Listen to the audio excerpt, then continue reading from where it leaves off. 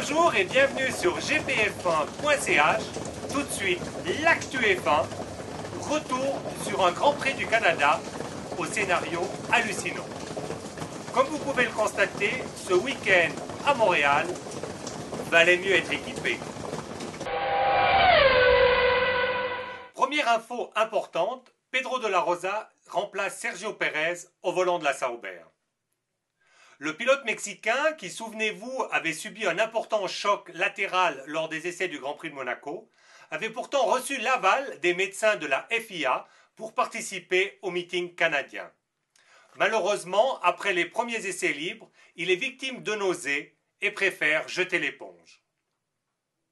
Bon, passons rapidement sur les qualifs, puisque la pluie est attendue pour le dimanche et probablement que la hiérarchie sera complètement bouleversée.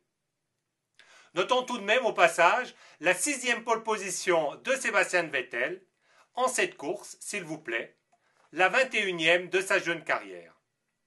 Derrière, on retrouve les Ferrari plutôt à l'aise sur ce circuit atypique, puisque les deux pilotes de la Scuderia, Alonso et Massa, complètent le top 3. Bien qu'il n'ait pas réussi un temps inférieur aux 107% du meilleur temps de la Q1, Jérôme D'Ambrosio est autorisé à prendre le départ. Le pilote belge a été repêché par les commissaires de course qui ont pris en compte le changement de châssis survenu sur sa Virgin suite à son accident aux essais libres. On est très content de voir le pilote belge au départ, mais sérieusement, à quoi sert cette règle des 107% si elle n'est jamais respectée? La pluie était annoncée, attendue, et contrairement au Grand Prix de Malaisie, cette fois-ci, elle est vraiment venue. Faites la liste de tous les ingrédients nécessaires pour mijoter une course spectaculaire et vous verrez qu'ils étaient tous réunis à Montréal. Pluie intermittente, déluge, glissade, voiture de sécurité à répétition, dépassements multiples, accidents spectaculaires et finalement une arrivée au bout du suspense. La seule chose dont on se serait bien passé, ce sont les 2 heures d'interruption de course. Mais bon, avec le final explosif auquel on a eu droit, on a très vite oublié les 2 heures d'attente. La piste étant détrempée, la course a débuté sous le régime de la voiture de sécurité. Elle est rentrée au stand après 4 tours, libérant les monoplaces sur une piste encore bien mouillée. Dès le premier virage, Lewis Hamilton s'accroche avec Mark Webber, sans conséquence pour les deux hommes, si ce n'est une importante perte de temps. Mais Hamilton n'en restera pas là.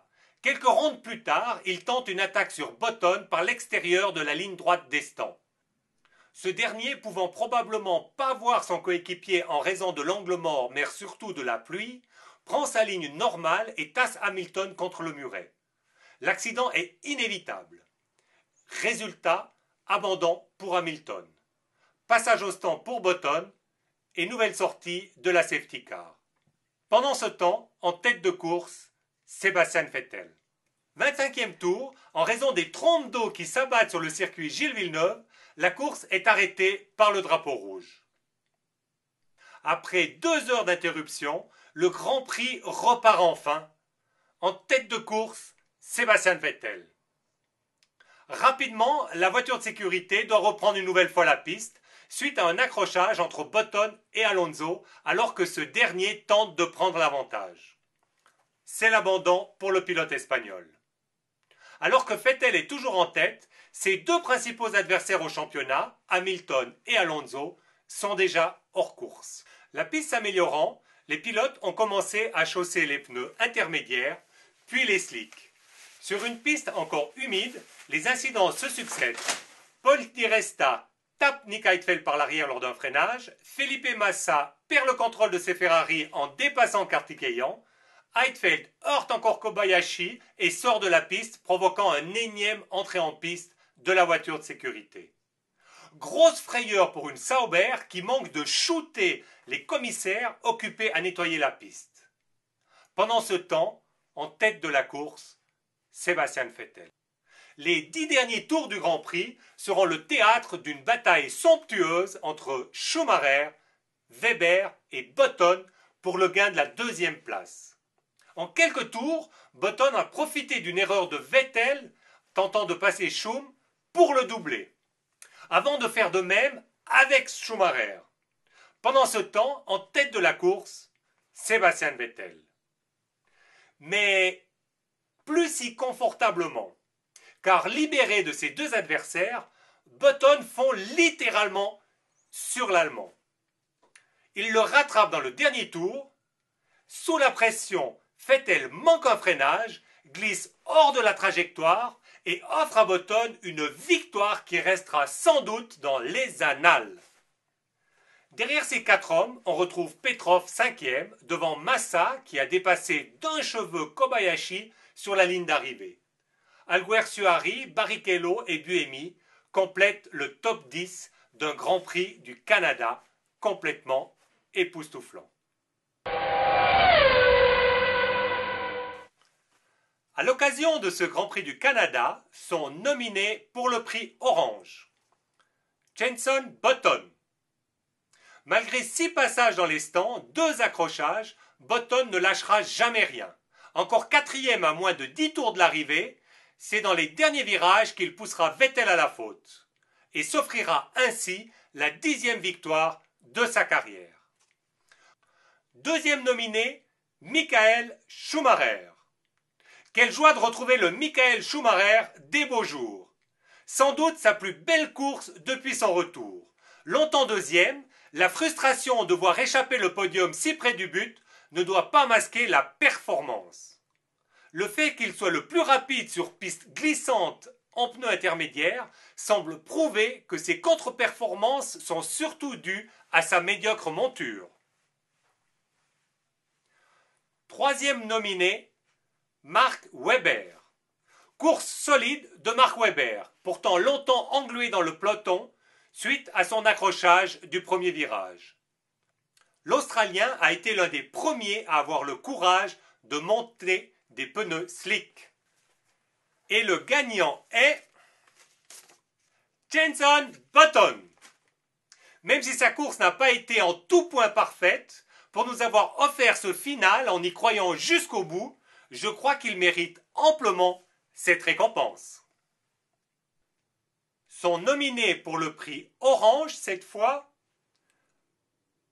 Paul Di Resta. Meilleur rookie de la saison jusque-là, Di Resta a commis plusieurs erreurs de pilotage en course. Espérons que cette remise à l'ordre lui redonnera un peu de la modestie qui semble cruellement lui faire défaut. Deuxième nominé, Lewis Hamilton. Difficile de juger les affaires dans lesquelles Hamilton a été impliqué ce week-end. Son accrochage du premier tour avec Weber, puis celui avec son coéquipier, sont plutôt à classer dans le registre des incidents de course. Il n'empêche, après les réprimandes puis ses excuses de Monaco, la sagesse aurait été d'éviter de se faire remarquer. C'est raté. Troisième nominé, Nico Rosberg. Week-end sans pour Nico Rosberg. Malgré de prometteurs essais libres et une bonne position sur la grille, il n'a pas été dans le coup durant toute la course. Dominé, une fois n'est pas coutume, par son illustre coéquipier. Impliquant dans de petits incidents de course, la perte de son aileron avant dans le dernier tour l'aura définitivement privé des points. Et le perdant est Lewis Hamilton. Même si, encore une fois, il partage certainement la responsabilité des 2 accrochages, les 2 fois, c'est lui qui attaquait. L'esprit combatif de Lewis est sa principale qualité. Mais ne serait-ce pas également son principal défaut? On a pu en faire l'expérience à l'occasion de ce week-end pluvieux. Il existe différents types de pneus pluie. Pour en savoir plus, je vous donne rendez-vous dans le prochain F1 Mag, dès la semaine prochaine, pour un petit magazine sur le sujet. Saviez-vous que le circuit de Montréal a été inauguré en 1978 au milieu du fleuve Saint-Laurent sur l'île Notre-Dame? Le premier Grand Prix du Canada s'y tiendra le 8 octobre de la même année. Il est remporté de main de maître par le local de l'étape, Gilles Villeneuve.